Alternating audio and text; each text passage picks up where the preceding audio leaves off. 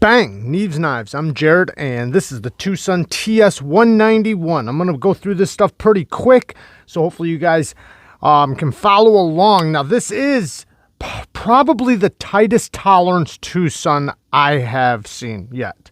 It is a full-size knife. It is more of a, I want to say harder use, and I'm saying harder use because it is, it's a full-size knife. This is the size of a Hinder XM18 for one. So you got a full-size knife here. But besides that, the build quality and strength, the tolerances are just so tight. There's so many things about this thing that, say it's solid to me that, I'm gonna refer it to more of a harder use knife. I mean, we have a titanium frame lock. Yes, it does have the carbon fiber inlay. And this is a pretty thick inlay. We can actually see the thickness right here. If you look in the cutout right there, you can see how thick it is. So it is, which is going to bring down the weight because there's no milling on the inside, and the back of it is sandwiched together, really solid. Now, another knife, I haven't taken this one apart, but another one that I had, that I took apart, I took all the screws out except for the pivot, and the centering never even came off. It was so solid. The action still worked perfectly. It was if I never took a screw out, because the sandwich construction is molded together, so it's very similar to like an integral. Now, when we look at these tolerances, you can see it is very, very tight. Even when I open it up, I mean, everything is just so fit in here so perfectly. It's insane. The blade steel is S90V, and this is more of a trailing point blade shape. Now, we'll get more into that here in a second. The milling on the titanium is done very well. Nicely textured, very comfortable in the hand, especially since you have this ramp right here. This ramp makes it feel so solid in the hand. It's very nice, very, very nice in the hand. The clip, because it has this ramp right here, your hand goes right over it very, very nicely. Now, the trailing point, this is going to be more of a Skinner type of blade shape, for skinning. And I mean, obviously you can use it for anything, but where it originally comes from is from skinning and things like that. So you got all this belly right here for slicing, so you didn't have to worry about the tip penetrating. You could just use basically all belly when you're cutting. So in cutting performance, the one downfall to this, which you get used to pretty quickly, is when you're cutting, you have the tendency to slip out. Okay? But is once you adjust to that, you act accordingly. Of course you will. So slicing with it, it does slice really good. You have a lot of leverage through your cuts. It does have more of a thicker, harder use grind. And I'm not saying that it's bad whatsoever. And it's actually thin behind the edge, right around 15 to 18 thousandths behind the edge, which to me, that's a perfect hard use grind, because the way the grind actually sets up, because, if we take a look at the blade, the thickest part is in the middle, right? So you don't have that far to drop, and that's why it's more harder use. So the grind is going to get from the thinnest point to the thicker, it's going to get thicker and thicker and thicker, as you go up the grind. And that does lead to it to be more of a stronger blade. It's going to be able to take far more abuse. But, the one downfall is it will create a little bit more drag through your cuts. But not saying it can't cut, it's going to cut just fine. I'm just saying it's not going to be a laser, but it's also it makes sense. When you look at the build quality of the handle and everything else, the whole thing makes sense. Now, the thing is, though, is that since it has the grind it has, is if you're only using the edge, this thing's going to work fantastic for you. But, when you do start going and trying to push through denser materials, that's where you're gonna start getting a little bit more resistance, right? But you know, just regular cutting and things like that, it'll be just fine. I mean, no resistance at all.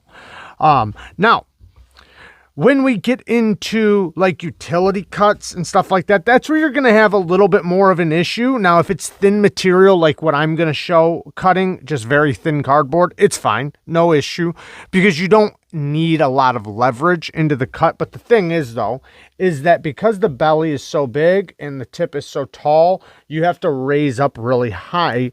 And so pushing down and pulling back at the same time, you lose muscle in your forearm to do that, you know, because you're in the a more awkward position.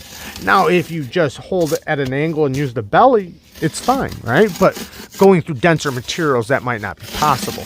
So utility cuts through dense materials is not going to be that great. Through regular stuff, opening boxes, cutting tape, just, you know, normal stuff like that, it'll be just fine.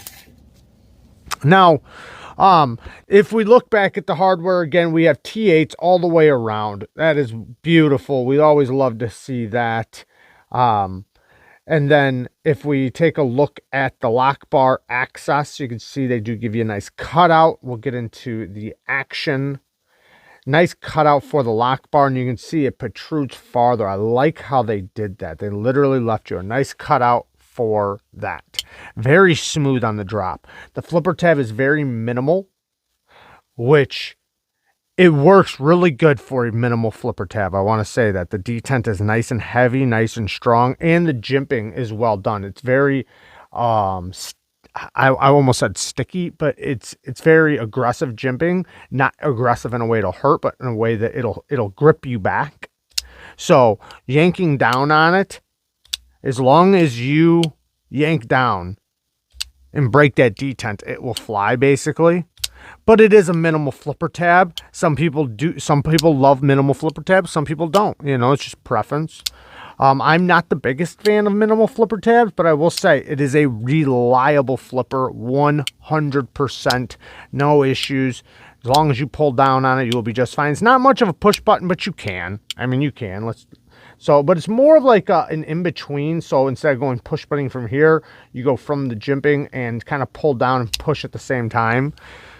The detent, when you unlock it, nice and early. We love to see that because it has a small flipper tab. You know, it does, regardless of the flipper tab. I like early detents unless if there's no flipper tab, but you can easily get past it. Now it does have a detent ramp, so if you do hit it, it's easy to push past it. Not an issue. Oh wait, this one doesn't have a detent ramp. So this one does not have a detent ramp, but it doesn't matter because even if you hit it, I mean, you can push past it without an issue, but it's very easy to just let it fall right past it. The access to the lock bar is in just a well-placed area. That was my fault. So the drop on it, when you do let it unlock and you let it hit your finger, very smooth, not fall shut action, but a little bit of influence, it'll fall right shut. Now look at the centering on this thing. This thing is so perfectly centered, and you can see the line from the sandwich construction. Look at how perfect that is. You can't beat that centering. I mean, you just can't. It's literally right on the money. You can't beat that. So that comes with these tight tolerances, you know, and this strong sandwich construction, that this thing feels expensive. It feels like great quality. You know, it almost feels like a Riat or something, to be honest. But you know, it does have its little details that, you know, I would say aren't great, right? Like the choil, we do have a plunge grind that goes from here all the way to here. I don't like that. Now, the one good thing is it does have internal stop pins that I can't show you because of the tight tolerances, but it has an internal stop pin up here. However, nothing back here. So you can easily cut in a choil right here. So no problems at all. I would just bzzz right there, be no issue. But you know, sharpening it though, you're gonna, if you want to lay back the edge or do anything like that, you do have a plunge grind getting pretty close to the edge, so you'll only get one, maybe two sharpenings out of it before you start hitting that plunge grind, or the edge starts moving backwards. With the smile. The next bad thing that I would say, besides that, there's really not much here for negative. You know, it does have a small flipper tab, but I think that's more preference, okay? We didn't get into the clip. The clip isn't bad. Okay? It works just fine if you like these type of clips. I personally don't. I don't like the ball clips. There's only a couple ball clips that I'm okay with. Now, Mazwan Mokhtar, he really likes these clips. I wish he would get away from them. He has made them better. So this one, like I said, this one's not bad. You know, it's not as tight as some of the other ones, and it does work just fine. And if you like ball clips, you'll probably love this one. I'm just not a big fan, guys. I'm just not. So, but it does work just fine in and out of the pocket. It's not a big deal. I hate to make it seem like it is, like some of the other ones that do have the ball clips. This one's better than those. It's just, putting them in your pocket one-handed, it hits that ball, and it's like, it gives you a little bit of resistance. And sometimes it's a 1 point that hits your pocket, and you have a more likely chance of a single point chewing up the lining of your pocket than if it's a nice big area of, if it's just a bigger surface area touching, anyways. A lot of beautiful things here though, man, like the fit, the finish, the little fine details. You can see this is to the lock bar insert. Nice big steel lock bar insert in there. It's so solid. It's unbelievably solid. Now, Twosun's S90V. The S90V that they have now, some of their heat treats are really good. Sometimes they're not the best. I do believe Twosun's got the highest HRC that the LTK has tested on M390.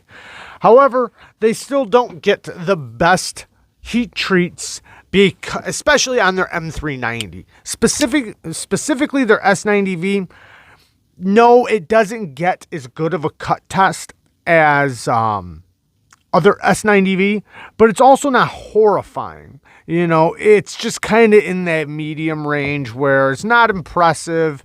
It's not horrible. It's okay, right? But compared to other steels, right, it's good to go because it's still S90V.